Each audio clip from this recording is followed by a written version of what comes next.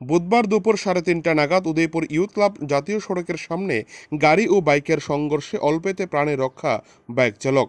জানা যায়, গোকুলপুর যাওয়ার পথে প্রসেনজিৎ বিশ্বাস নামে এক বাইক চালক রাস্তা পারাপারের সময় সজোরে আঘাত করে একটি গাড়ির মধ্যে। অপর দিক থেকে সুজিত দেবনাথ নামে এক গাড়ি চালক মাঝ রাস্তায় চলে আসার ফলে বাইকটি গিয়ে সজোরে আঘাত করে গাড়িতে। এর ফলে গাড়ির সামনের অংশ সম্পূর্ণভাবে ভেঙে যায়। দীর্ঘক্ষণ জাতীয় সড়কে অবরুদ্ধ হয়ে পড়ে রাস্তার দুধারে দূরপাল্লার যানবাহন। সমস্যায় পড়তে হয় নিত্য যাতায়াতকারী যাত্রীদের।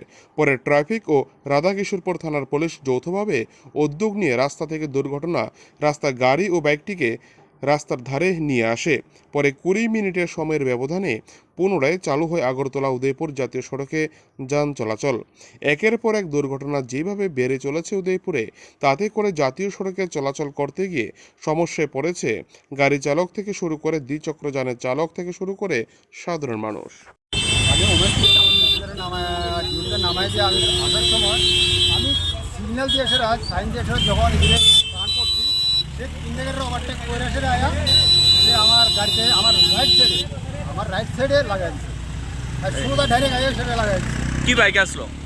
বাইকটা যত